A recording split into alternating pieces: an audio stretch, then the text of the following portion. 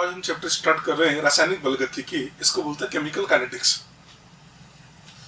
Chemical kinetics या रासायनिक बलगतिकी की बात करें तो ये जो चैप्टर है केमिकल काइनेटिक्स, काइनेटिक्स का मतलब जैसे आपको एक अभिक्रिया दे रखी है और उस अभिक्रिया के अंदर आपको ये पता लगाना है ये जो अभिक्रिया है इस अभिक्रिया का वेग क्या है, या ऐसे बोल सकते हैं इस अभिक्रिया का वेग क्या है, वेग कितना है, या उस वेग को कौन कौन से कारक प्रभावित करते हैं और उसकी क्रियाविधि क्या होती है। तो हम ये बता देते हैं जो रासायनिक बलगतिकी है ना, इसमें हमें डिस्कस क्या करना है। तो रासायनिक बलगतिकी जो हमारा ये अध्याय है, ये हमारा जो चैप्टर है, इसके अंदर हम अभिक्रिया का वेग, उस वेग को प्रभावित करने वाले कारक और उसकी जो क्रियाविधि है इसके बारे में अध्ययन करेंगे। तो उसकी डेफिनेशन हमने दिया आपके लिए, विज्ञान की वह शाखा जिसमें अभिक्रिया का वेग को प्रभावित करने वाले कारक तथा अभिक्रिया की क्रियाविधि का अध्ययन किया जाता है, रासायनिक बलगतिकी कहलाता है। इसको बोलते हैं केमिकल काइनेटिक्स।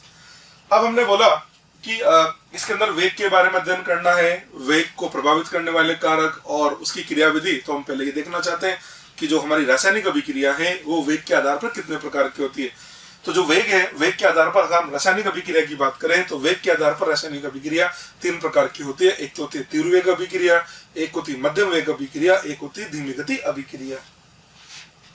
अभिक्रिया वेग के आधार पर रासायनिक अभिक्रिया तीन प्रकार की होती है। ठीक है, रासायनिक अभिक्रिया तीन प्रकार की होती है। अभी कौन कौन सी होती है रासायनिक अभिक्रिया? तीन प्रकार की बोला मैंने, एक तो होती है धीमी गति अभिक्रिया, एक होती है मध्यम वेग अभिक्रिया, एक होती है तीव्र वेग अभिक्रिया। धीमी गति अभिक्रिया, ये जो धीमी गति अभिक्रिया, इनका जो वेग है वो इतना धीमा होता है कि इन रासायनिक अभिक्रियाओं को संपूर्ण होने में महीने या नंबर ऑफ ईयर्स भी लग जाते हैं। जैसे कि एग्जांपल बताते हैं रस्टिंग ऑफ आयरन, लोहे पर जंग का लगना, इसी का एक एग्जांपल है। नेक्स्ट हमने ले लिया मध्यम वेग अभिक्रिया। मध्यम वेग अभिक्रिया का वेग ना तो बहुत तीव्र होता है ना बहुत ही स्लो होता है। तो इसके अंदर जितने भी आणविक अभिक्रिया होती है ना, ये जो आणविक अभिक्रिया होती है जिसके अंदर अणु भाग लेते हैं, वो सब मध्यम वेग अभिक्रिया के अंदर आते हैं। जैसे हमने एक एग्जांपल लिखा, H2+I2 से 2HI बना दिया, PCl5 से PCl3+Cl2, 2N2 से हमने 4N2+O2 बना दिया। ये सब हमारी आणविक अभिक्रियाएं होती है और आणविक अभिक्रियाएं मध्यम वेग अभिक्रिया होती है। तीसरा हमने ले लिया तीव्र वेग अभिक्रिया। तीव्र वेग अभिक्रिया, इन अभिक्रिया का वेग इतना जबरदस्त होता है, इतना तीव्र होता है कि ये विद इन नैनो माइक्रोसेकंड में ही अभिक्रिया पूर्ण हो जाती है। मतलब ये अभिक्रिया कब पूर्ण होगी आपको पता ही नहीं लगेगा। तो इसके अंदर आता है आयनिक अभिक्रिया। ये जो आयनिक अभिक्रिया होती है ना, आयनिक अभिक्रिया जैसे अम्ल क्षार अभिक्रिया हुई या अवक्षेपण की अभिक्रिया हो, जिनके अंदर आयन्स पार्टिसिपेट करते हैं, वो सब हमारे तीव्र वेग अभिक्रिया के अंदर आते हैं। तो आयनिक अभिक्रिया के हमने उदाहरण लिखा, एक तो लिखा उदासीकरण अभिक्रिया। उदासीकरण अभिक्रिया का मतलब अम्ल क्षार अभिक्रिया उदासीकरण अभिक्रिया के अंदर आती है। एक आती है अवक्षेपण की अभिक्रिया। ठीक है, अब देखो रासायनिक अभिक्रिया तीन प्रकार की होगी। धीमी गति अभिक्रिया, इनका वेग तो बहुत ही धीमा होता है। तीव्र वेग अभिक्रिया, इनका वेग बहुत ही तीव्र होता है। और मध्यम वेग अभिक्रिया का ना तो वेग बहुत धीमा होगा ना बहुत तीव्र होगा। तो ये जो चैप्टर है, इस चैप्टर के अंदर हम जो बलगतिकी अध्ययन कर रहे हैं वो केवल और केवल इस मध्यम वेग अभिक्रिया के बारे में ही बलगतिकी अध्ययन करेंगे। तो हम आपको जब भी वेग वगैरह या उसके और भी रिलेटेड जो भी क्रियाविधि में चीजें काम में आती है उनकी जो बात करेंगे, हम हमेशा एग्जाम्पल मध्यम वेग अभिक्रिया के लेके ही आपसे बात करेंगे। ठीक है जी, चलिए जी। अब बात आ रही थी अभिक्रिया वेग। अब अभिक्रिया वेग क्या है तो उसको भी समझ लेते हैं हम पहले। तो अभिक्रिया वेग का क्या मतलब होता है? वेग का मतलब ये होता है ना भाई, कितना परिवर्तन हुआ और परिवर्तन में कितना समय लगा। अब रासायनिक अभिक्रिया में क्या होगा, क्रियाकारक के उत्पाद बनाएंगे तो क्रियाकारक की सांद्रता कम होगी, उत्पाद की सांद्रता में वृद्धि होगी, सांद्रता में कमी होगी, कमी में जो समय लगेगा तो सांद्रता में कमी में समय का भाग लगा दो तो अभिक्रिया वेग आ गया। उत्पाद की सांद्रता में वृद्धि होगी, कितनी वृद्धि हो रही है उसमें कितना समय लगे, भाग लगा दो तो अभिक्रिया वेग आ जाएगा। तो यहाँ अभिक्रिया वेग का तात्पर्य क्या है? अभिक्रिया वेग का मतलब ये होता है कि एकांक समय के अंदर क्रियाकारक और उत्पाद की सांद्रता में जो परिवर्तन हुआ उसको बोल दिया जाता है अभिक्रिया वेग। अच्छा, अभिक्रिया वेग में देखो, आप चाहो तो अभिक्रिया वेग क्रियाकारक से लिख सकते हो, आप चाहो तो अभिक्रिया वेग उत्पाद से भी लिखा जा सकता है, क्योंकि सांद्रता तो क्रियाकारक उत्पाद दोनों की बदलती है। ठीक है, तो इसकी डेफिनेशन बन दी, रासायनिक अभिक्रिया में किसी भी क्रियाकारक या उत्पाद की समय के साथ सांद्रता में परिवर्तन की दर अभिक्रिया वेग कहलाता है। रासायनिक अभिक्रिया के अंदर कोई भी क्रियाकारक ले लीजिए, कोई भी उत्पाद ले लीजिए, उसकी सांद्रता में समय के साथ जो परिवर्तन हुआ उसकी जो दर होती है ना, उसको बोलते हैं अभिक्रिया वेग। रेट ऑफ रिएक्शन ROR का मतलब होता है अभिक्रिया वेग। इसको लिखा हमने प्लस माइनस क्रिया कारक या उत्पाद की सांद्रता में परिवर्तन अपॉन परिवर्तन में लगा समय। अब आप कहेंगे आपने प्लस माइनस क्यों लगा दिया? यहाँ जो प्लस का चिन्ह है ये बता रहा है समय के साथ सांद्रता बढ़ेगी, माइनस बता रहा है समय के साथ सांद्रता कम होगी। अब समय के साथ सांद्रता तो क्रिया कारक की कम होती है, इसका मतलब अगर हम वेग क्रिया कारक से लिख रहे हैं तो यहाँ माइनस काम में लिया जाता है, और अगर हम वेग जो है उत्पाद से लिख रहे हैं तो यहाँ प्लस लिया जाएगा, क्योंकि प्लस का मतलब समय के साथ सांद्रता बढ़ती है और समय के साथ सांद्रता उत्पाद की बढ़ती है। इसका मतलब अगर यहाँ आप अभी क्रिया कारक उत्पाद से लिख रहे हो तो यहाँ प्लस लेना है, और अगर क्रिया कारक से लिख रहे हो तो यहाँ पर माइनस लेना है। ठीक है, आप चाहे यहाँ प्लस लगाओ या माइनस लगाओ, दोनों ही केस में देखेंगे तो अभिक्रिया का वेग हमेशा धनात्मक आता है, अभिक्रिया का वेग कभी भी ऋणात्मक नहीं आता। कारण सुनो भाई, आपने क्या लिखा यहाँ पर, जैसे मान लो आपने क्रिया कारक से लिखा तो यहाँ माइनस लगाओगे, यहाँ लिखोगे क्रिया कारक की सांद्रता में परिवर्तन। परिवर्तन हमेशा अंतिम माइनस प्रारंभिक लिखा जाता है, चाहे वो क्रिया कारक का हो या उत्पाद का हो। देखो अब क्रिया कारक से वेग लिख रहे हो ना, तो पहले तो माइनस लगाओगे, यहाँ लिखोगे क्रिया कारक की सांद्रता में परिवर्तन। क्रिया कारक की सांद्रता समय के साथ कम होगी, इसका मतलब अंतिम माइनस प्रारंभिक करेंगे तो माइनस आएगा, एक माइनस यहाँ आएगा, एक माइनस ही होगा, दोनों मिलके वेग तो पॉजिटिव करेंगे। चलो जी, हम वेग इसका उत्पाद से लिखते हैं तो उत्पाद से लिखेंगे, यहाँ प्लस लिखेंगे, यहाँ लिखा जाएगा उत्पाद की सांद्रता में परिवर्तन, फिर लिखोगे अंतिम माइनस प्रारंभिक।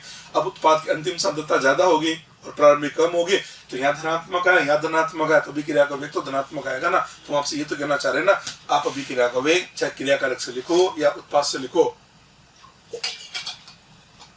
अभिक्रिया का वेग तो हमेशा धनात्मक ही मिलेगा आपको। ठीक है, अभिक्रिया का वेग चाहे आप क्रिया कारक से लिखे या आप उत्पाद से लिखे, अभिक्रिया का वेग तो हमेशा धनात्मक ही मिलेगा। ठीक, ये जो अभिक्रिया का वेग है ये भी तीन प्रकार का होता है। एक तो होता है औसत वेग, एक होता है तात्क्षणिक वेग, एक होता है प्रारंभिक वेग। हमने लिखा एक औसत वेग है, इसको बोलते हैं एवरेज रेट, लिखा आर एवरेज। दूसरा होता है तात्क्षणिक वेग, इंस्टेंटेनियस रेट, इसको लिखा आर इंस्टेंट। एक होता है प्रारंभिक वेग, इनिशियल रेट, आर इनिशियल, इसको लिख दिया हमने। ठीक है, सबसे पहले बात करेंगे औसत वेग के बारे में। औसत वेग का मतलब ये होता है एक समय अंतराल का वेग। जैसे मान लो अभिक्रिया प्रारंभ हुई तो आपने बोला अभिक्रिया प्रारंभ होने के t1 समय के बाद इतनी सांद्रता है और t2 समय के बाद इतनी सांद्रता है, तो इस समय अंतराल में वेग जो होगा उसको बोल दिया जाता है औसत वेग। औसत वेग को समझने के लिए हमने मान लिया एक काल्पनिक अभिक्रिया है एसीबी का निर्माण होना, ये हमारे पास एक काल्पनिक अभिक्रिया है। ठीक है, ऐसे भी काल्पनिक अभिक्रिया मैंने मान लिया जब समय t1 है तो क्रिया कारक की सांद्रता A1 है, उत्पाद की सांद्रता B1 है। जब समय t1 से t2 हो गया, क्रिया कारक की सांद्रता A2 होगी, उत्पाद की सांद्रता B2 होगी। अब अगर परिवर्तन निकालें तो डेल्टा t क्या होगा, तो t2 माइनस t1 होगा। डेल्टा ए का मतलब एक ही सांद्रता में परिवर्तन। मैंने आपसे बोला था अंतिम माइनस प्रारंभिक लेना है, तो A2 की अंतिम सांद्रता A की अंतिम सांद्रता माइनस A की प्रारंभिक सांद्रता, डेल्टा बी का मतलब बी की सांद्रता में परिवर्तन, तो B2 माइनस B1, ये तो लिखने का तरीका हो गया। अब ए से बी बन रहा है, ए तो क्रिया कारक है और बी उत्पाद है, क्रिया कारक विलुप्त होंगे और बी उत्पाद का निर्माण होगा, तो क्रिया कारक लिखा जाता है उसके विलुप्त होने की दर, और जो उत्पाद है उसके लिए लिखा जाता है उसके निर्माण की दर या उसका संवहन की दर। एक की बात करें तो हमने लिखा ए के विलुप्त होने की दर, ए के विलुप्त होने की औसत दर, इसको बोल देते हैं रेट ऑफ डिसअपीयरेंस ऑफ ए के विलुप्त होने की औसत दर। अब ए विलुप्त होगा तो माइनस लगा दिया, विलुप्त होने की दर क्या लिखेंगे, ए की सांद्रता में परिवर्तन अपॉन लगा समय, माइनस की जगह माइनस, सांद्रता में परिवर्तन delta A upon delta T आ गया, माइनस की जगह माइनस, डेल्टा ए को लिखा हमने A2 minus A1 upon T2 minus T1। ठीक है, आप देख सकते हैं A2 A1 में से कौन बड़ा है, तो A1 ही बड़ा होगा, तो यहाँ माइनस आ गया, माइनस माइनस प्लस, तो कुल मिला के अभिक्रिया का वेग तो आपका पॉजिटिव आया। ठीक है जी, जैसे हमने ए के लिखा ना ए के विलुप्त होने की दर, इसी प्रकार से अगर मेरे को बी को लिखना हो तो बी तो उत्पाद है ना, तो उसके लिए लिखा जाएगा बी उत्पाद के निर्माण की दर। देखते हैं उसको भी, बी के निर्माण की औसत दर, इसको बोलते हैं रेट ऑफ अपीयरेंस ऑफ ए। निर्माण का मतलब अपीयरेंस और विलुप्त होने का मतलब डिसअपीयरेंस, इसको लिखा rate of appearance of B, B के अपीयर होने की दर, अपीयर होगा निर्माण होगा तो प्लस लगा दिया, बी की सांद्रता में परिवर्तन अपॉन लगा समय, प्लस की जगह प्लस, बी की सांद्रता में परिवर्तन delta B upon delta T आ गया, plus B2 minus B1 upon T2 minus T1। ये लीजिए B1 B2 में से देखा जाए तो B2 बड़ा है, तो आप वापस देख सकते हैं बी के निर्माण की जो औसत दर है वो भी आपका पॉजिटिव आ जाएगा। ठीक है, ये हमने आपको औसत वेग समझाया ना। अब इस औसत वेग को मैं ग्राफ से भी समझा देता हूँ। देखो ग्राफ से कैसे निकालते हैं, आप वेग निकाल रहे हो ना, तो वेग निकालने के लिए आपको जो ग्राफ है वो सांद्रता समय के बीच बनाना पड़ेगा, ग्राफिकल मेजरमेंट। मैंने एक तो ग्राफ बनाया रिएक्टेंट के लिए, ग्राफ बना दिया मैं प्रोडक्ट के लिए। रिएक्टेंट इधर सांद्रता ले रहे, इधर समय ले रहे, सांद्रता समय का ग्राफ बना रहे। आप समझते होंगे क्रिया कारक की सांद्रता समय के साथ कम होती है तो क्रिया कारक का ग्राफ ये बनेगा, ये लीजिए। उत्पाद की सांद्रता समय के साथ बढ़ती है तो उत्पाद का ग्राफ ये बनेगा। औसत वेग का मतलब एक समय अंतराल का वेग निकालना चाह रहे हो ना। मैंने मान लिया जब समय t1 है तो सांद्रता c1 है, t2 समय पर सांद्रता c2 है। इधर भी मैंने मान लिया जब समय t1 है तो सांद्रता c1 है, t2 समय पर सांद्रता हमारी c2 है। हमें औसत वेग निकालना है, आर एवरेज निकालना है, तो कैसे निकालेंगे? क्रियाकारक है तो minus delta C upon delta T, C की सांद्रता में परिवर्तन लिखेंगे c2 minus c1 upon t2 minus t1। इधर भी लिखा हमने एवरेज रेट प्लस के उत्पाद से लिख रहा हूँ delta C upon delta T, तो ये लिख दिया जाएगा c2 minus c1 c1 c2। इस ग्राफ को देख के पता लग जाएगा ये c1 रहा, ये c2 रहा, इसको सोल्व करेंगे तो हमारा आंसर आ जाता है। तो ये हमने आपको बता दिया एक औसत वेग के बारे में, ठीक है। औसत वेग के बाद दूसरा वेग हमारे पास आता है तात्क्षणिक वेग। तात्क्षणिक वेग का मतलब किसी समय विशेष का वेग। जैसे मान लो कोई रासायनिक अभिक्रिया होती थी, आपने अभिक्रिया के किसी स्टेट पर बोल दिया भैया इस समय पर रेट कितना होगा, उसको बोल दिया जाता है तात्क्षणिक वेग। तो क्या काम करें, अगर आपको तात्क्षणिक वेग निकालना है तो जो समय अंतराल का वेग है उसके अंदर जो डेल्टा टी है उसको टेंड्स टू 0 कर दो। अगर आप डेल्टा टी को टेंड्स टू 0 कर दोगे तो वो जो वेग आएगा उसको बोल दिया जाता है तात्क्षणिक वेग। ये लिखा मैंने, किसी समय टी पर अभिक्रिया के वेग के तात्क्षणिक वेग कहा जाता है। तो मैंने क्या किया, minus delta upon delta T, ये हमारा औसत वेग है। औसत वेग के अंदर हमने limit delta T tends to 0 कर दिया। तो ये जो पूरा है, सुनो तो ये जो है ये तो क्या लिखा है, ये तो एवरेज रेट लिखा हुआ है। इस एवरेज रेट के अंदर limit delta T tends to 0 करते ये बन जाएगा आपका तात्क्षणिक वेग। इसको लिखा मैंने minus D upon D T, ये हो गया तात्क्षणिक वेग। अगर आपको बी से लिखना है तो देखो plus D B upon D T plus delta B upon delta T, ये तो औसत वेग हो गया बी के लिए। इस औसत वेग के अंदर हमने limit delta T tends to 0 किया तो ये बन जाएगा इंस्टेंटेनियस रेट, ठीक है। अब देखो औसत वेग, और अगर हम औसत वेग और इसके बारे में बात करें तात्क्षणिक वेग के बारे में तो ज्यादा डिफरेंस नहीं है। अगर आप लिखते हो minus delta upon delta T तो ये औसत है, और डेल की जगह अगर हम डी लिख दिया ना minus D upon D T, तो डी का मतलब ये तात्क्षणिक है, और डेल अगर लिखा मतलब ये जो डेल है ना, अगर आप डेल लिखोगे इसका मतलब आपने औसत लिखा, अगर आपने डी लिखा इसका मतलब आपने तात्क्षणिक लिख दिया। बस इतना सा डिफरेंस है, ठीक है। इससे से पता लग जाता है। जैसे हमने औसत वेग जिससे हमने ग्राफ से निकाला, इसी प्रकार से हम तात्क्षणिक वेग को भी ग्राफ से निकालते हैं। देखो ग्राफ से तात्क्षणिक वेग निकालने के लिए वही दो ग्राफ बना दिए, सेम का ग्राफ बना दिया। ये क्रियाकारक के लिए हो गया, उत्पाद के लिए हो गया। इसमें मेरे को क्या करना, इस समय टी पर इसका तात्क्षणिक वेग निकालना है, इधर भी इस समय टी पर तात्क्षणिक वेग निकालना है। क्या बोलता है, जिस समय टी पर आप उसका तात्क्षणिक वेग निकालना चाहते हो, आप उस समय टी पर एक टेंजेंट ड्रॉ कर दो। तो हमने इस टी पर वेग निकालना था, इस टी पर टेंजेंट ड्रॉ कर दिया। इधर भी देखा जाए इस समय टी पर टेंजेंट ड्रॉ कर दिया, और जो टेंजेंट उसका स्लोप निकालिया। देखो लीजिए टेंजेंट ड्रॉ का इसका स्लोप निकाला, इसका स्लोप आएगा डीसी अपॉन डी। इधर भी स्लोप निकालेंगे तो ये बनेगा डीसी और ये बन गया डी। और जो स्लोप है उसी को बोल दिया जाता है उस समय टी का वेग, ठीक है। ये लिख रखा ना, minus D C upon D T minus slope इसका नेगेटिव है, नेगेटिव मिलकर पॉजिटिव, अभिक्रिया का वेग तो पॉजिटिव आएगा, ठीक है। उधर भी देखा जाए तो इसका स्लोप पॉजिटिव है और साइन भी हमने पॉजिटिव लगा दिया तो अभिक्रिया का वेग आपका पॉजिटिव आ जाता है। इसका मतलब तात्क्षणिक वेग निकालने का तरीका क्या हुआ, तो तात्क्षणिक वेग निकालने का तरीका, जिस समय टी पर आप वेग निकालना चाहते हो उस समय टी पर सांद्रता और समय का आपने जो ग्राफ बना रखा है उस पर एक टेंजेंट ड्रॉ कर दीजिए, और टेंजेंट ड्रॉ करके उसका स्लोप निकाल लो। उसका जो स्लोप आता है वही उसका उस समय टी पर तात्क्षणिक वेग होता है। ये हमने आपको तात्क्षणिक वेग के बारे में बताया। एक वेग और है हमारे पास जिसको बोल दिया जाता है प्रारंभिक वेग। चलो जो प्रारंभिक वेग के बारे में आपसे बात करते हैं। प्रारंभिक वेग नाम से पता लग रहा है, प्रारंभ का मतलब t बराबर 0 पर, या ऐसे बोल सकते इनिशियल में जो रेट होता है, या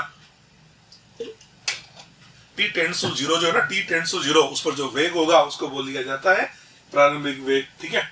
क्या करें, अब प्रारंभिक वेग निकालना है तो ऑब्वियस बात है प्रारंभिक वेग हम ग्राफ से निकालना चाहें तो उत्पाद के लिए तो लिख लेगा ही नहीं, क्योंकि प्रारंभिक वेग केवल क्रियाकारक का होता है, उत्पाद का तो होगा ही नहीं। तो हमने क्या किया, सांद्रता समय में t टेंड्स टू 0 पर एक टेंजेंट ड्रॉ कर दिया, और जो टेंजेंट है उसका स्लोप निकाल लिया। उसका जो स्लोप आएगा वही उसका प्रारंभिक वेग बन जाएगा। प्रारंभिक वेग भी एक तरह से तात्क्षणिक वेग ही तो है। एक मिनट, तात्क्षणिक वेग किसी समय t पर होता है, अगर वही समय t टेंड्स टू 0 ले ले तो उसी तात्क्षणिक वेग को प्रारंभिक वेग बोल दिया जाता है। तो तरीका तो वो वही होगा ना। यानी एक तरह से देखा जाए तो जो प्रारंभिक वेग होता है वो भी एक प्रकार का तात्क्षणिक वेग होता है। हाँ, तात्क्षणिक वेग के अंदर समय t कुछ भी लिया जा सकता है, पर प्रारंभिक वेग के अंदर वो समय जो t है वो t टेंड्स टू 0 ही होता है, ठीक है जी। अब देखो, अब आपने एक रासायनिक अभिक्रिया ली, तो रासायनिक अभिक्रिया के अंदर तो यार एक से अधिक क्रियाकारक उत्पाद होंगे, क्रियाकारक होंगे तो विलुप्त होंगे, उत्पाद होंगे तो निर्माण होगा। तो हम देखना चाह रहे एक रासायनिक अभिक्रिया के अंदर एक से अधिक क्रियाकारक उत्पाद है तो उनके विलुप्त होने की दर या उसके जो निर्माण की दर है उसके पदों में अभिक्रिया का वेग कैसे लिखा जाता है। तो हमारा हेडिंग है भिन्न क्रियाकारक तथा उत्पाद के विलुप्त होने तथा निर्माण की दर के पदों में अभिक्रिया वेग। आपके पास एक रासायनिक अभिक्रिया के अंदर एक से ज्यादा क्रियाकारक है या एक से ज्यादा उत्पाद है, तो उनके विलुप्त होने की दर या जो निर्माण की दर है उनके पदों में अभिक्रिया का वेग कैसे लिखा जाएगा। इसके लिए मैंने काल्पनिक अभिक्रिया ले लिए। a+2b से मैंने 3c+4d बना दिया है। इसके अंदर a और b विलुप्त हो रहे हैं और COD का निर्माण हो रहा है। देखो a विलुप्त होगा तो मैंने लिखा rate of disappearance of a के विलुप्त होने की दर तो -d/dt, b के विलुप्त होने की दर तो -dp/dt, c के निर्माण की दर तो +dc/dt और डी के निर्माण की दर तो +dd/dt। इसका मतलब जब भी हम विलुप्त होने की दर या निर्माण की दर लिखते हैं ना तो उसके अंदर स्टोइकोमेट्रिक कोएफिशिएंट नहीं लिखे जाते, जैसा कि आपने यहाँ देख लिया है। चलो जी, अब देखो ये जो रासायनिक अभिक्रिया है, इस रासायनिक अभिक्रिया रस समीकरण में थी क्या है। रस समीकरण में का a का गुणांक 1 है, b का गुणांक 2 है, c का गुणांक 3 है, d का गुणांक 4 है। हम बोल देंगे ये जो रासायनिक अभिक्रिया है इसकी रस समीकरण में थी है 1:2:3:4। इसकी रस समीकरण में थी। इसकी रस समीकरण में थी हमने क्या लिखी 1:2:3:4। समझना इसको। हम ए और बी को कंपेयर करें, ए का गुणांक 1 है, बी का गुणांक 2 है। इसका मतलब ये हुआ जितने समय में ए का 1 मोल विलुप्त होगा उतने ही समय में बी के 2 मोल विलुप्त हो जाएंगे। जितने समय में ए का 1 मोल विलुप्त होगा उतने ही समय में बी के 2 मोल विलुप्त हो जाएंगे। इससे मेरे को पता लगा बी के विलुप्त होने की दर ए के विलुप्त होने की दर की 2 गुना है। ठीक है, समझना। Rate of disappearance of B equal to 2 times of rate of disappearance of A. B के विलुप्त होने की दर ए के विलुप्त होने की दर की 2 गुना है। समझना इधर, बी की विलुप्त होने की दर की जगह लिखा -dp/dt, 2 की जगह 2 लिखा। ए के विलुप्त होने की दर को लिखा -d/dt। इसको अरेंज किया तो मेरे पास आ गया -d/dt इक्वल टू -1/2 dp/dt। इसको बोला समीकरण नंबर 1। ठीक, हमें ए और सी को कंपेयर करा। ए का गुणांक 1 है और सी का गुणांक 3 है। ए विलुप्त हो रहा है, सी अपीयर हो रहा है, निर्माण हो रहा है। तो हम बोल देंगे जितने समय में ए का 1 मोल विलुप्त होगा उतने समय में सी के 3 मोल बन जाएंगे। ऐसे बोल सकते हैं सी के निर्माण की दर ए के विलुप्त होने की दर के 3 गुना है। या इस बात को मैथमेटिकली ऐसे लिख सकते हैं ना, rate of appearance of C equal to 3 times of rate of disappearance of A. Rate of appearance of C, A के निर्माण की दर को लिखा मैंने +dc/dt equal to 3 into rate of disappearance of A को लिखा -d/dt। तो यहाँ से पता लगा -d/dt इक्वल टू आता है +1/3 dc/dt। समीकरण नंबर 2 आ गया। अब मैं ए और डी को कंपेयर कर रहा हूँ। ए का गुणांक 1 है और डी का गुणांक 4 है। इसका मतलब जितने समय में ए का 1 मोल विलुप्त होगा उतने समय में डी के 4 मोल बन जाएंगे। ऐसे हो सकते हैं डी के निर्माण की दर ए के विलुप्त होने की दर की 4 गुना है। इस बात को हम ऐसे भी लिख सकते हैं, ये लिख दिया मैंने, rate of appearance of D equal to 4 times of rate of disappearance of A. इसका मतलब डी के निर्माण की दर ए के विलुप्त होने की दर की 4 गुना है। डी के निर्माण की दर को लिखा हमने +dd/dt, 4 की जगह 4 लिखा। ए के विलुप्त होने की दर -d/dt। तो इसको सोल्व करें तो ये आ गया -d/dt इक्वल टू +1/4 dd/dt। समीकरण नंबर 3 आ गया। अब मैं क्या करता हूँ, समीकरण नंबर 1, समीकरण नंबर 2, समीकरण नंबर 3 को अगर कंपेयर करो तो मेरे पास आ गया rate of reaction equal to -d/dt equal to -1/2 db/dt equal to +1/3 dc/dt equal to +1/4 dd/dt आ गया। ठीक है, इसका मतलब समझे। अगर आपको लिखना है केवल ए के विलुप्त होने की दर तो आप आंसर देंगे -d/dt। अगर आपको बताना है ए के रेस्पेक्ट में अभिक्रिया का वेग तो भी इसमें तो सेम आएगा। दूसरा समझना, अगर आपसे बोला जाए ये अभिक्रिया देखे, आपसे बोला गया बी की विलुप्त होने की दर क्या होगी तो आपको बोला -dp/dt होगी। अगर आपसे बोला जाए कि बी के रेस्पेक्ट में अभिक्रिया का वेग क्या होगा तो आपको बोलना है फिर -1/2 dp/dt। इसका मतलब अगर आप अभिक्रिया वेग लिख रहे हो तो वो जो भी विलुप्त होने की दर या निर्माण की दर है उसके अंदर आप उसके रस समीकरण में गुणांक का भाग लगा देंगे तो उसके अभिक्रिया का वेग आ जाएगा। ये तो रहा है, आप देख लो ना। ये क्या है, ए के विलुप्त होने की दर इसमें 1 का भाग लगा हुआ है, बी के विलुप्त होने की दर में 2 का भाग लग गया, सी के निर्माण की दर में 3 का भाग लगा दिया, डी के निर्माण की दर में 4 का भाग लगा दिया। कुल मिला के बात यही तो है ना यार कि किसी की विलुप्त होने की दर या उसके निर्माण की जो दर है उसके अंदर अगर उसके रस समीकरण में तो गुणांक का भाग लगा दिया जाए तो हमको मिलेगा अभिक्रिया का वेग। ठीक है, इसी बात को जनरल करके बता देता हूँ। इन जनरल एक अभिक्रिया N1A प्लस N2B से हमने M1C प्लस M2D बना दिया। अगर हमसे बोला जाए A की विलुप्त होने की दर, तो उत्तर देंगे -D/dt। B की विलुप्त होने की दर तो -dB/dt। C की निर्माण की दर तो प्लस dC/dt और D की निर्माण की दर तो प्लस dd/dt। ये तो हो गया विलुप्त होने की दर और निर्माण की दर। अगर आपसे बोला जाए अभिक्रिया का वेग क्या होगा, रेट ऑफ रिएक्शन, तो क्या लिखेंगे -1/N1 D/dt -1/N2 dB/dt equal to +1/N1 dC/dt equal to +1/N2 dd/dt। इसका मतलब ये हुआ कि जो अभिक्रिया का वेग होता है वो रस समीकरण मृत्यु गुणांक पर निर्भर करता है, और जो विलुप्त होने की दर है या जो निर्माण की दर है वो रस समीकरण मृत्यु गुणांक पर डिपेंड नहीं करती। ये बात मैंने लिखी, अभिक्रिया वेग रस समीकरण मृत्यु गुणांक पर निर्भर करता है, जबकि विलुप्त होने अथवा निर्माण की दर निर्भर नहीं करती है। ठीक है, कुल मिला के अब आपने ये तो देखा ना कि जो अभिक्रिया का जो वेग है, या ऐसे बोल सकते हैं रेट ऑफ रिएक्शन जो है, ये तो देखा हमने कि जो रेट ऑफ रिएक्शन है वो किसके बराबर है, rate of reaction equal to rate of disappearance, या ऐसे बोल सकते हैं रेट ऑफ अपीयरेंस, मतलब विलुप्त होने की दर या निर्माण की दर ले ली ऊपर ने ऊपर, और इसको किससे डिवाइड करेंगे, इसको डिवाइड करेंगे उसके रस समीकरण में गुणांक से। ये लीजिए रस समीकरण मितीय गुणांक, मतलब किसी के भी विलुप्त होने की दर दे रखी है या किसी के निर्माण की दर दे रखी है, तो उसके विलुप्त होने की दर और जो निर्माण की दर है, अगर हम उसके अंदर उसके रस समीकरण में उसका जो रस समीकरण में गुणांक है उसका भाग लगा दे तो हमें मिलेगा अभिक्रिया का वेग। बच्चों, हमने अभिक्रिया वेग के बारे में आपको बता दिया। अब मैं आपको ये जो अभिक्रिया वेग बताया ना, इस अभिक्रिया वेग की इकाई समझा देता हूँ। तो हमने हेडिंग लिखा अभिक्रिया वेग की इकाई unit of rate of reaction. ठीक है, वेग का मतलब क्या समझाया हमने, वेग का मतलब है सांद्रता में परिवर्तन अपॉन परिवर्तन में लगा समय। ये तो तब है जब क्रियाकारक उत्पाद की सांद्रता दे रखी हो। अगर मान लो क्रियाकारक उत्पाद की सांद्रता नहीं दे रखी हो, दाब दे रखा हो, तो फॉर्मूला लगा देंगे दाब में परिवर्तन अपॉन परिवर्तन में लगा समय। मतलब वेग का मतलब क्या होता है, वेग का मतलब कितना परिवर्तन हुआ और उसको समय कितना लगा। अब अगर सांद्रता दे रखी है तो सांद्रता में परिवर्तन लिख देंगे, अगर दाब दे रखा है तो हम दाब में परिवर्तन लिख देंगे। ठीक है, तो देखो इसके भी दो केस बना रहा हूं। जैसे मैंने एक क्या बना सांद्रता के पदों में, एक तो मैं वेग की इकाई किसमें लिख रहा हूँ, सांद्रता के पदों में। सांद्रता के पदों में क्या है, आर का मतलब अभिक्रिया वेग बराबर प्लस माइनस dC/dt बताया था। dC का सांद्रता मोल प्रति लीटर और समय सेकंड इनवर्स, इसका मतलब इसकी इकाई बन जाएगी मोल पर लीटर पर सेकंड, या लिख देंगे कैपिटल M सेकंड इनवर्स। अगर हम दाब के पदों में चले तो दाब के पदों में क्या लिखा जाएगा, अभिक्रिया वेग बराबर dP/dt। dP का मतलब दाब, ये होगा ATM सेकंड इनवर्स, तो दाब के पदों में इकाई आ जाएगी ATM सेकंड इनवर्स। हाँ, कई बार ऐसा भी होता है, ये सवाल हमें क्या करेगा, सांद्रता के रूप में देगा और वेग की इकाई हमसे ATM में पूछेगा, या हो सकता है आपको जो जानकारी है वो दाब के रूप में दे और इकाई आपको मोल पर लीटर में पूछे, तो हमको मोल प्रति लीटर को ATM में और ATM को मोल पर लीटर में कन्वर्ट करना भी आना चाहिए। वो कैसे कन्वर्ट करते हैं वो मैं आपको बता देता हूँ।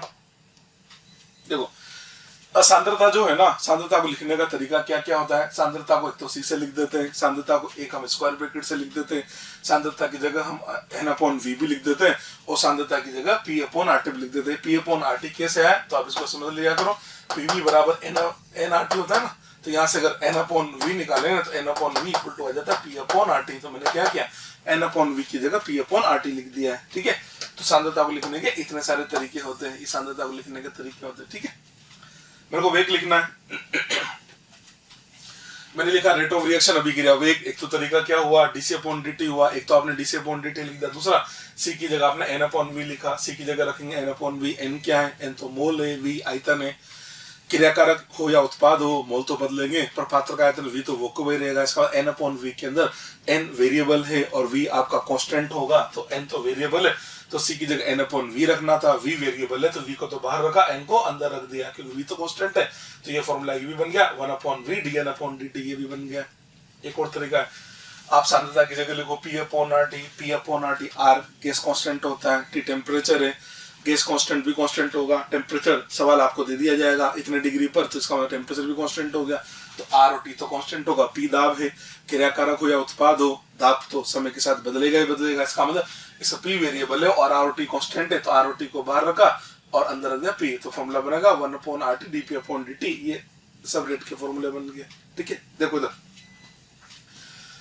जैसे ये जो है ना D C upon D T, ये इसके पूरे की इक्वल है और ये इस पूरे की इक्वल है ना। D C upon D T की इकाई होगी मोल पर लीटर पर सेकंड, इसका मतलब ये हुआ इसकी इकाई मोल पर लीटर पर सेकंड है ना, तो इस पूरे की इकाई भी मोल पर लीटर पर सेकंड होगी। और ये जो पूरा लिखा हुआ है इसकी इकाई भी मोल पर लीटर पर सेकंड ही होगी। हाँ, इसके अंदर ये लिखा हुआ डीपी अपॉन डी टी, जिसको मैंने व्हाइट मार्कर से सर्किल बना दिया, डीपी अपॉन डी टी इसका होगी एटीएम पर सेकंड, समझ ना। ये जो हमने व्हाइट सर्किल में बनाया है इसकी इकाई क्या होगी, एटीएम पर सेकंड हो गई। और ये जो हमने इस कलर से बना दिया है इसकी पूरी की इकाई क्या है, मोल पर लीटर पर सेकंड है। आपको देख के लग रहा है ये एटीएम पर सेकंड है, इसमें आर और टी से हमने भाग लगा दिया तो ये मोल पर लीटर में चेंज हो गया। तुमने आपको ये सिखा दिया एटीएम को अगर मोल पर लीटर में चेंज करना है तो आप आर और टी से डिवाइड कर दीजिए। तो मैंने बता दिया एटीएम में अगर हम आर और टी से डिवाइड कर दिया तो मोल पर लीटर में चेंज हो जाएगा। इसका उल्टा बता देते हैं, मोल पर लीटर को अगर आर और टी से मल्टीप्लाई कर दिया तो वो एटीएम में चेंज हो जाता है। तो ये कन्वर्जन भी आ गया। कन्वर्जन क्या बना, एटीएम को किससे डिवाइड करें, एटीएम को अगर आपने आर और टी से डिवाइड कर दिया तो मोल पर लीटर में चेंज हो गया। और मोल पर लीटर को अगर हम आर और टी से मल्टीप्लाई कर दें तो ये एटीएम में कन्वर्ट हो जाता है। ये इसका कन्वर्जन होता है, ठीक है। अब हमको आर की वैल्यू आनी चाहिए कि आर की वैल्यू क्या रखेंगे, तो मैं आपको आर की वैल्यू समझा देता हूं। आर का मान लिखा जाता है, आर बराबर होता है 0.0821 लीटर एटीएम पर केल्विन पर मोल, ठीक है। एक तो ये हो गया। आप ये भी समझते होंगे कि जो 1 लीटर एटीएम होता है 1 लीटर एटीएम इक्वल टू लिखा जाता है 101.3 जूल। तो इस लीटर एटीएम को अगर हम जूल में कन्वर्ट करना चाहे तो इसको 101.3 से मल्टीप्लाई करें तो ये बन जाता है R equal to 8.314 joule per kelvin per mole. अगर कैलोरी में चेंज करना चाहे तो R equal to 2 calorie per kelvin per mole. ये आर की वैल्यूज है, तो जहाँ जिस वैल्यू की जरूरत हो हम वो वैल्यू पुट करके और क्वेश्चन को सोल्व कर देंगे, ठीक है। अब देखते हैं इस पर जो क्वेश्चन है, इस पर जो सवाल है वो किस प्रकार के बनते हैं, ठीक है। आइए पहला सवाल लिखा हमने, निम्न रासायनिक अभिक्रिया के लिए सत्य कथन है। एक रासायनिक अभिक्रिया दे रखी है, इसके लिए सत्य कथन बताना। रासायनिक अभिक्रिया 2A + 3B से हमने 2C + 4D बना दिया है, ठीक है। कथन दे रखा है, पहला है rate of disappearance of A is 2/3 times of rate of disappearance of B। इसका मतलब ये हुआ A के विलुप्त होने की दर B के विलुप्त होने की दर की 2/3 गुना है। दूसरा, rate of disappearance of B is 2/3 times of rate of appearance of C। इसका मतलब ये हुआ B के विलुप्त होने की दर C के निर्माण की दर की 2/3 गुना है। तीसरा, rate of disappearance of A के विलुप्त होने की दर D के निर्माण की दर की 2 गुना है। और ये लिखा हुआ है rate of appearance of C is 3/2 times of rate of disappearance of B। मतलब C के निर्माण की दर B के विलुप्त होने की दर की 3/2 गुना है। ये 4 सेंटेंस है, हमको पता लगाना इसमें से कौन सा सेंटेंस हमारा सही है, ठीक है। ऐसे सवाल को करने के लिए इसका बेस्ट मेथड है, सबसे पहले आप ROR लिखिए। तो मैंने इसका ROR लिखा, देखिए इसका मैं रेट ऑफ रिएक्शन लिखो, इसका रेट ऑफ रिएक्शन आ जाएगा -1/2 dA upon dt -1/2 dA upon dt equal to -1/3 dB upon -1/3 dB upon dt equal to plus 1/2 dC upon dt equal to plus 1/4 dd upon dt। ये लिखा हमने, ठीक है। देखो पहले सेंटेंस में किसको कंपेयर कर रहा है, ए के विलुप्त होने की दर और बी के विलुप्त होने की दर को कंपेयर कर रहा है। इसका इन दोनों को कंपेयर कर रहा है तो ऐसे लिख सकते हैं ना, ये जो -d अपॉन dt है इस दो को उधर भेज दिया जाए तो ये बन जाएगा -d upon dt equal to 2/3 times of -db upon dt। इसका मतलब ए के विलुप्त होने की दर बी की विलुप्त होने की दर की 2/3 गुना। इसने भी ये लिखा, इसका मतलब फर्स्ट नंबर को सही नजर आ रहा है। ये तो फर्स्ट स्टेटमेंट तो आपका सही हो गया, फर्स्ट तो आपका करेक्ट हो गया। सेकंड को चेक कर लेते हैं। Rate of disappearance of B is 2/3 times of rate of appearance of C। B के विलुप्त होने की दर और ये C के निर्माण की दर को कंपेयर कर रहा है। तो देखो अब B की विलुप्त होने की दर ये रही, C के निर्माण की दर ये रही, तो इसको ऐसा हो सकता है ना, इस 3 को इधर भेज दे तो ये बनेगा -dB upon dt equal to 3/2 times of plus dC upon dt। इसका मतलब B की विलुप्त होने की दर C के निर्माण की दर की 3/2 गुना है। इसने बोला 2/3, इसका मतलब सेकंड तो इनकरेक्ट हो जाएगा, ठीक है। और ऑप्शन देखते हैं, थर्ड वाला चेक करते हैं। Rate of disappearance of A के विलुप्त होने की दर D के निर्माण की दर की 2 गुना है। अब A के विलुप्त होने की दर ये रही, D के निर्माण की दर ये रही, इन दोनों को कंपेयर करें। इस दो को उधर भेज दे तो ये बनेगा minus D upon D T equal to 2/4 का मतलब 1/2 टाइम्स, इसका मतलब ए के विलुप्त होने की दर डी के निर्माण की दर की आधी है, इसने बोला 2 गुना है, तो तीसरा भी आपका गलत हो गया। ठीक है, फोर्थ को देखें, रेट ऑफ अपीयरेंस ऑफ सी, सी के निर्माण की दर बी के विलुप्त होने की दर की 3/2 है, 3/2 सी के निर्माण की दर ये रहा, बी की विलुप्त होने की दर, तो इसको 2 की दर भेज दे, ये 2/3 गुना आ रहा है, जबकि बोला 3/2, इसका मतलब फोर्थ भी इसका गलत हो जाएगा। इसका आंसर देंगे फर्स्ट। इस टाइप से जो क्वेश्चन है आप इनको आर लिख के सोल्व कर सकते हैं। ठीक है, नेक्स्ट, एक अभिक्रिया 4NH3 + 5O2 से हमने 4NO + 6H2 बना दिया, NO के निर्माण की दर हमको दे रखी है, ज्ञात करो। एक तो अमोनिया के विलुप्त होने की दर बतानी है और एक हमको H2 के निर्माण की दर बतानी है। ठीक है, जब कभी भी ऐसे क्वेश्चन आ जाए तो इन क्वेश्चन को सोल्व करने के लिए क्या करें, सबसे पहले आप इसका आर लिखें। ये लीजिए, हम इसका आर लिख देते हैं। इसका आर लिखा जाएगा -1/4 D NH3 upon dt equal to -1/5 D O2 upon dt equal to plus 1/4 D NO upon dt equal to plus 1/6 D H2 upon dt। ये तो हमने इसका आर लिख दिया। ठीक है जी, सवाल के अंदर हमको दे रखा है NO के निर्माण की दर दे रखी है। पहले क्या पूछा, अमोनिया के विलुप्त होने की दर। देखो पहले हमसे पूछ रहा है अमोनिया के विलुप्त होने की दर, इसका मतलब हमसे पूछ रहा है -DNH3/dt, ये होती है अमोनिया के विलुप्त होने की दर, और दे रहा है NO के निर्माण की दर। तो मैंने NO के निर्माण की दर को इससे कंपेयर किया, इस 4 को उधर भेज दूं तो ये आ जाता है प्लस DNO/dt आ जाता है। ठीक है, 1/4 है ना, इसकी वैल्यू पुट करें तो इसका आंसर सेम वो का वही आंसर आ जाएगा 3.6 × 10⁻³ कैपिटल M सेकंड इनवर्स। ये लीजिए, फर्स्ट आंसर में तो कोई दिक्कत नहीं, सेम आ जाएगा। और वैसे भी पता है जिनके रस समीकरण में गुणांक सेम होंगे ना, तो उनके तो विलुप्त होने की दर और निर्माण की दर सेम ही आएगी। तो देख सकते हो अमोनिया का गुणांक भी 4 था, NO का गुणांक भी 4 है, तो आप चाहो तो जिनके गुणांक सेम होते हैं उनके दर, उन दोनों से विलुप्त होने की दर या निर्माण की दर हमेशा सेम आएगी, बिना सोल्व करे भी आंसर दे सकते हैं। दूसरा क्या, H2 के बनने की दर, H2 के बनने की दर, तो अब H2 के बनने की दर का मतलब ये हमसे पूछ रहा है प्लस DH2/dt हमको निकालना है, और NO दे रखा है, तो हमने क्या किया, इस 6 को उधर भेज दिया, 6 को उधर भेजते ये बन जाता है 6/4 टाइम्स ऑफ DNO/dt आ जाएगा। ठीक है, इसको हमने लिखा, ये तो 6/4 आ गया, और जो DNO/dt है इसका वैल्यू हमारे पास है 3.6 × 10⁻³ M सेकंड इनवर्स। लीजिए, इसका आंसर आ गया। ठीक है, ठीक, इसको सोल्व करेंगे तो ये सेकंड आंसर भी हमको मिल जाता है। ठीक, नेक्स्ट देखो, एक अभिक्रिया आपको दे रखी है, एक अभिक्रिया है 2S, हमने प्रोडक्ट बना दिया, 10 मिनट में एक ही सांद्रता 0.5 मोल पर लीटर से 0.4 मोल पर लीटर हो जाती है। इस समय अंतराल में अभिक्रिया का वेग ज्ञात करो। अभिक्रिया का वेग निकालना है, आर निकालना है। इसका अगर इसको देख के इसका आर लिखे तो इसका आर आ जाता है -1/2 dA/dt। आपको बताया था ना, जब आप आर लिखते हो तो उसके रस समीकरण में गुणांक भी आपको लिखने पड़ते हैं। 2 है ना, तो 2 का भाग लगा दिया। अगर हम ये 2 का भाग नहीं लगाते तो आर नहीं होता, वो केवल होता एक के विलुप्त होने की दर। इसने हमसे एक के विलुप्त होने की दर नहीं पूछी, इसने हमसे अभिक्रिया का वेग पूछा, इसलिए 2 से भाग लगाना पड़ेगा। डीए का मतलब एक ही सांद्रता में परिवर्तन, परिवर्तन हमेशा अंतिम माइनस प्रारंभिक लिखा जाता है। इसने बोला एक ही जो सांद्रता है वो 0.5 से 0.4 होगी, यानी अंतिम सांद्रता 0.4 है, प्रारंभिक सांद्रता 0.5 है, और समय इसमें ये 10 मिनट लग रहा है। ये लीजिए, देखो 0.4 में से 0.5 को माइनस किया तो माइनस माइनस माइनस प्लस हो जाएगा, और आपसे बोला भी था कि अभिक्रिया का वेग हमेशा धनात्मक आता है। तो ये आ गया हमारे पास में कितना, 0.1, 0.1, 2 और 10, तो ये बन गया भैया 1/200। ये लीजिए, इसका आंसर आ गया 1/200, और इकाई बन गई इसके लिए मोल पर लीटर पर मिनट। ये लीजिए, ये इस क्वेश्चन का आंसर आ जाता है। 1/200 डिवाइड करके देख लो, अब 1/2 होता है 0.5/100, तो यह जाएगा 5 × 10⁻³ इसका आंसर आ जाता है।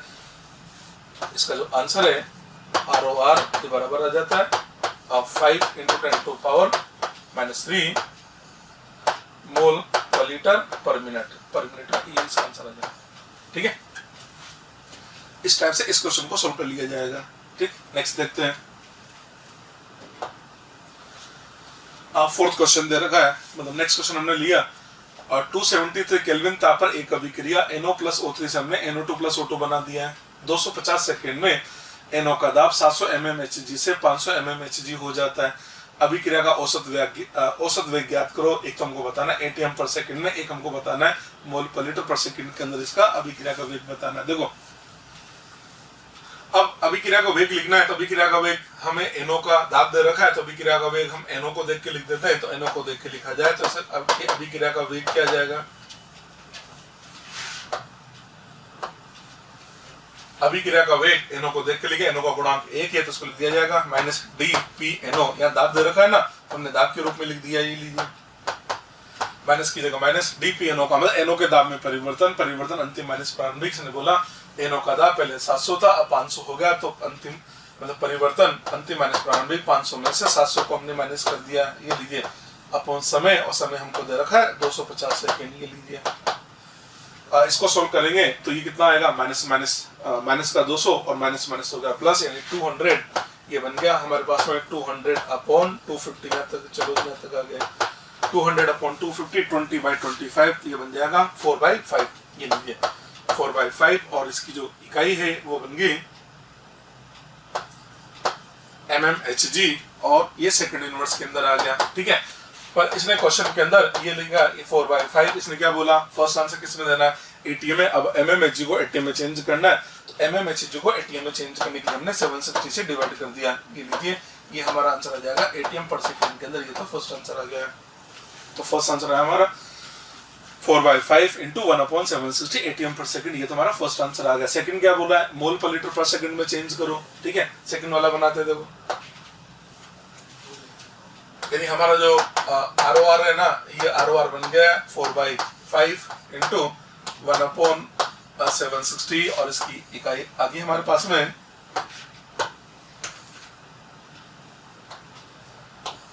इसकी इकाई आ रही है ATM पर सेकंड। ये हम यहाँ तक पहुंच गए ना। ठीक है, आंसर किसमें देना है, सेकंड वाला किसमें देना है, मोल पर लीटर। अभी बताया था ATM को मोल पर लीटर में चेंज करने के लिए ROT से डिवाइड कर दे। तो ये लीजिए हमने इसको ROT से डिवाइड कर दिया, ROT से डिवाइड कर दिया तो ये हमारा मोल पर लीटर में चेंज हो जाएगा। ठीक है, ROT की वैल्यू पुट करें, R की जगह रख दूंगा मैं 0.0821। टेम्परेचर दे रखा है 273 मल्टीप्लाइड बाई 4/5 × 1/760 और इसको सोल्व करने से ये हमारा आंसर आ जाता है मोल पर लीटर पर सेकंड। ठीक है, इसको सोल्व करके देख लेते हैं, जो भी आंसर आएगा वो लिख देते हैं यहाँ पर। ये आपको देता है 4.69 × 10⁻⁻5 मोल पर लीटर पर सेकंड। ये हमारा आंसर आ जाता है। ठीक है, नेक्स्ट क्वेश्चन। नेक्स्ट दे रखा है एक गैसीय अभिक्रिया A2 से हमने बना दिया B + 1/2C। अब 5 मिनट में दाब का मान 100 mmHg से 120 mmHg हो जाता है। एक 2 के विलुप्त होने की दर ज्ञात करो। देखो इसने बोला 5 मिनट के अंदर दाब का मान 100 mmHg से कितना हो गया, 120 हो गया। इसको समझना, ये आपका A2 है, A2 से आपने क्या बना दिया, A2 से हमने B + 1/2C बना दिया। ये बना रखा है, सब गैस है, सब गैस है।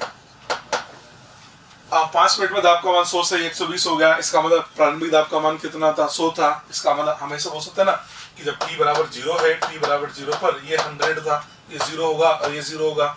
5 मिनट के बाद ये लीजिए, 5 मिनट के बाद क्या कहेंगे आप, इसकी स्टैइकोमेट्री के अकॉर्डिंग देखें तो 100 माइनस इसको x लिखेंगे, x बनेगा और यार ये x/2 बनेगा। यही लिखो। इसने जो दे रखा है ना वो ये दे रखा है कि पहले दाब का मान 100 था, अब 120 हो गया। इसका मतलब अब दाब का मान 120 का मतलब पहले से ज्यादा हो गया। ठीक है, अब कई बच्चे क्या करते हैं कि डायरेक्ट परिवर्तन निकाल देते हैं। तो देखो जब ऐसा होता है ना कि जैसे मान लो A2 का प्रारंभिक दाब देता, A2 का अंतिम दाब देता, तो हम डायरेक्ट डिफरेंस निकाल देते। पर इसने क्या बोला, पहले दाब कितना था, 100 था, और आपको पता है क्रियाकारक का जो दाब होता है ना वो समय के साथ बढ़ थोड़ी नहीं सकता, वो तो कम होगा। जैसे अभी क्वेश्चन किया था ना NO वाला, बोला था ना 250 सेकंड में दाब का मान 700 से 500 हो गया। तो दाब पहले 700 था, 500 हो गया, इसका क्रियाकारक का था इसलिए कम होगा। फिर इसने क्या बोला, दाब का मान 100 से 120 बढ़ गया, तो बढ़ गया ना, इसका मतलब ये कुल दाब दे रखा है। तो ये NO का दाब नहीं 120, 100 तो प्रारंभिक दाब था, मतलब वो A2 का दाब हो गया, और 120 हमको कुल दाब दे रखा है। तो हम इस क्वेश्चन को डायरेक्ट नहीं बना सकते हैं। अब इसको सोल्व कैसे करें? देखो 5 मिनट के बाद क्या लिखा जाएगा? A2 का दाब होगा 100 - x होगा, इसको x लिखेंगे, इसको हमने x/2 लिख दिया। इन तीनों का जो योग है वो 120 है, तो हम ऐसे लिख सकते हैं ना 100 - x + x + x/2, इसका योग है 120। इसको सोल्व करके देखें तो जो x है ना, x का मान आता है 40 mmHg। x हमारे पास 40 mmHg आ गया। ये तक पहुंच गया। क्वेश्चन में क्या पूछा? A2 के विलुप्त होने की दर, A2 के विलुप्त होने की दर क्या लिखोगे? ये लिखोगे ना -d p A2/dt, ये हो गया A2 के विलुप्त होने की दर। माइनस की जगह माइनस p A2 का मतलब A2 के दाब में परिवर्तन, A2 का अंतिम दाब 100 - x, प्रारंभिक दाब 100 - x में से अगर 100 को माइनस करें तो कितना आ जाएगा? 100 - x में से 100 को माइनस करें, ये आप लिख भी देते चलो। अंतिम दाब 100 - x में से 100 को माइनस कर दिया अपॉन समय। समय कितना दे रखा हमको? समय दे रखा 5 मिनट। इसको सोल्व करें, ये लीजिए माइनस माइनस प्लस, ये बन जाएगा x/5।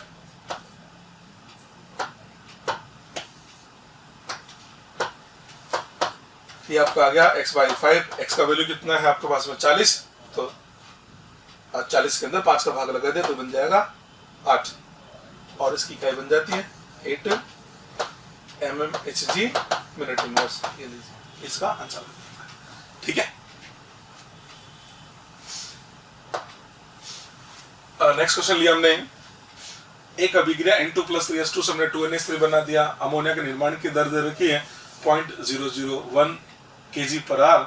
N2 तथा H2 के विलुप्त होने की दर भी हमको kg/h में ही बतानी है। सबसे पहले तो हमने इस अभिक्रिया का ROR लिखा है, ये लीजिए। सबसे पहले तो हम इसका ROR लिख देते हैं। अगर हम इसका ROR लिखें, इसका ROR लिखा जाता है -d dt = -1/3 d/2/dt =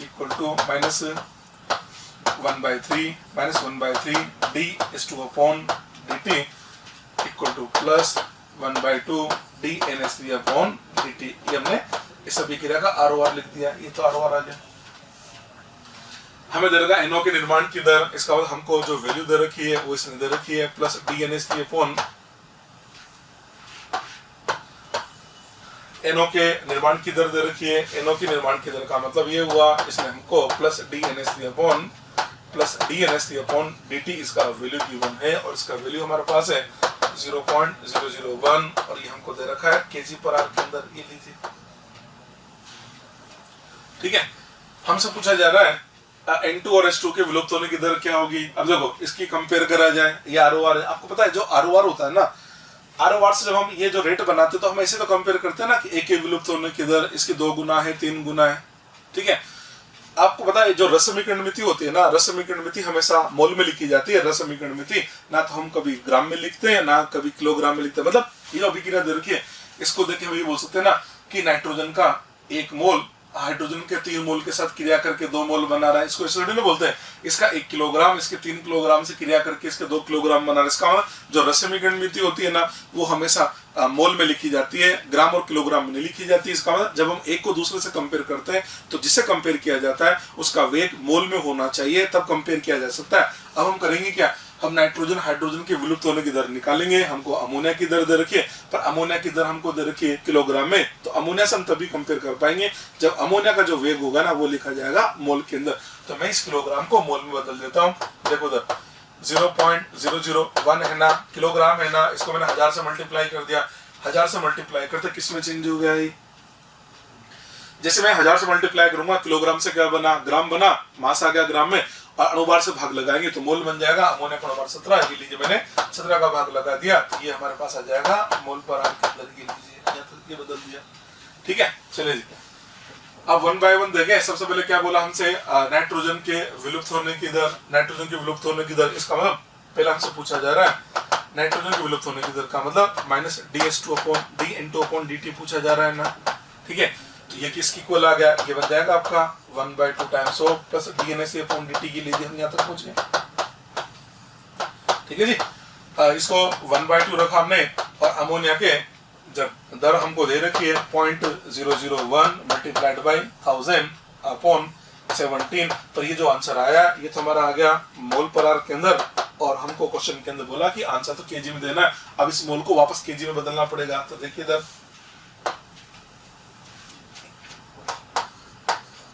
minus D N two upon D T है ना, पहले से लिख देते हैं हमारे पास में 1/2 इंटू 0.001 इंटू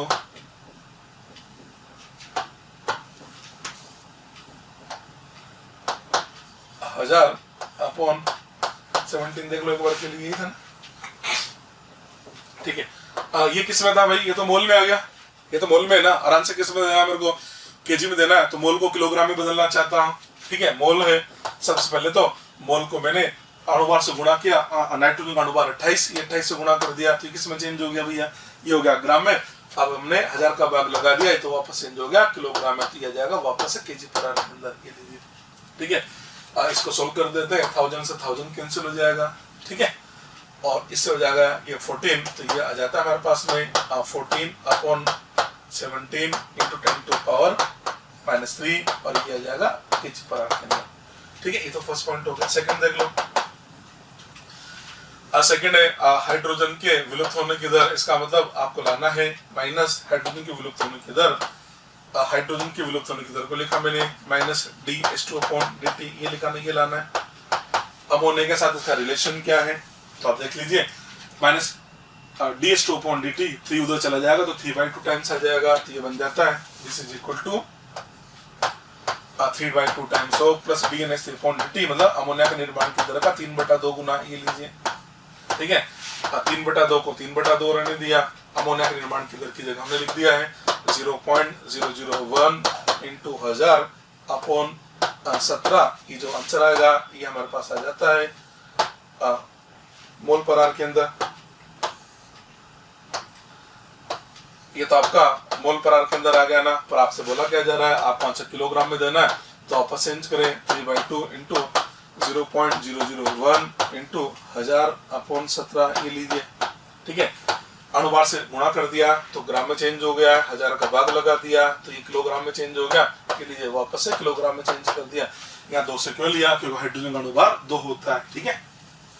1000 से 1000 कैंसिल हो गया, 2 से 2 चला गया, तो ये आंसर देता है हमको 3/17 इंटू 10 टू पावर -3 केजी पर आर, ये लीजिए, ये इस क्वेश्चन का आंसर आ जाता है, ठीक है। इस टाइप से इन क्वेश्चन को सोल्व कर लेंगे हम। क्वेश्चन लेते हैं,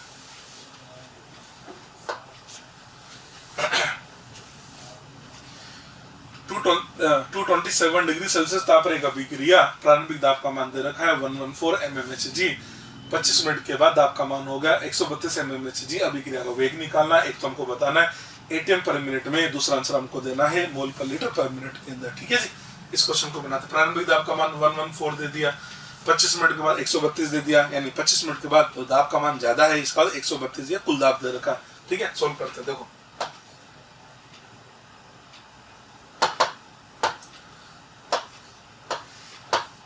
N2O5 है,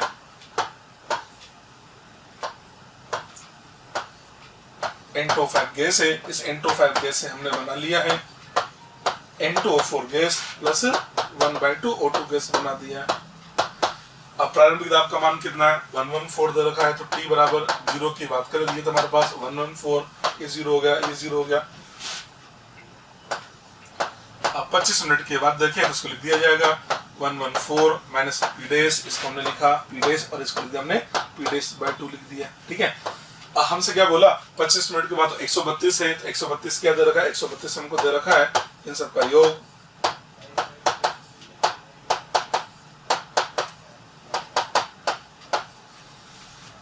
minus P dash plus P dash by 2 का योग 132 है।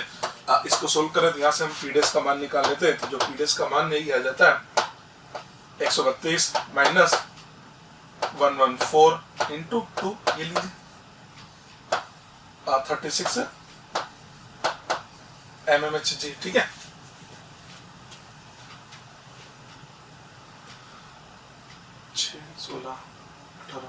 ठीक है, 36 mmHg आ गया ना। अब आपको अभिक्रिया का वेग लाना है, अभिक्रिया का वेग किसी वेग को देख के लिख दें, हम N2O5 को देख के लिख देते हैं अभिक्रिया का वेग, अभिक्रिया का वेग लिखा जाएगा N2O5 का गुणांक 1 है, तो माइनस D N2O5 के दाब में परिवर्तन अपॉन लगा समय ये लिखेंगे, माइनस N25 के दाब में परिवर्तन, इधर देख लो N25 का प्रारंभिक दाब कितना है 114 है, अंतिम दाब 114 माइनस पी डेस है ना, ठीक है। तो परिवर्तन कितना आया, परिवर्तन माइनस पी डेस का है, परिवर्तन ये माइनस पी डेस का, ऐसे तो पूरा लिख दो चलो 114 माइनस पी डेस माइनस 114 अपॉन समय 25 मिनट के बाद दे रखा है इसने। इसको सोल्व करें तो ये तो कैंसिल हो गया, माइनस माइनस प्लस, पी डेस जो है इसका वैल्यू हमारे पास आ रहा है 36, इसकी जगह लिखा हमने, ये जाएगा 36 अपॉन 25। इसकी इकाई देख लीजिए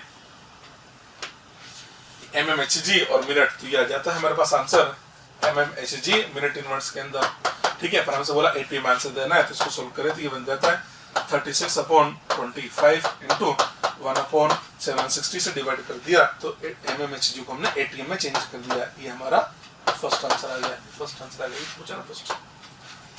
ATM पर मिनट, सेकंड क्या पूछ रहा है, मोल पर लीटर। चलिए जी मोल पर लीटर में लेके आते हैं इसका आंसर। आपसे बोला था कि जो ATM पर मिनट है अगर इसको ROT से डिवाइड कर दे तो मोल में चेंज हो जाएगा, तो ROT R की वैल्यू रखी मैंने 0.0821 इंटू टी, आपका मान देखिए क्वेश्चन के अंदर आपका मान दे रखा है 227 डिग्री सेल्सियस। आप इसको केल्विन में चेंज करो तो ये लीजिए 227 है, केल्विन में चेंज करें 273 ऐड किया तो ये बनेगा 500, ठीक है। इसका मतलब हमारे पास ताप का मान है 500 केल्विन, ये 500 केल्विन ले लिया हमने, ये ले लिया 500 केल्विन, R इंटू टी हो गया 500 इंटू ये वैल्यू पुट कर देते हैं, ये दे रखा हमको 36 अपॉन 25 इंटू 760, ठीक है। ये जो आंसर है ये हमारे पास आ जाएगा 760।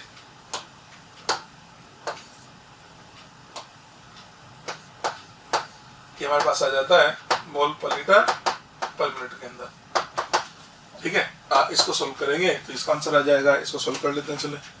ये हमको देता है 4.6 into 10 to power minus 5, 4.6 into 10 to power minus 5 mole per litre पर मिनट, ये इस क्वेश्चन का आंसर, ठीक है।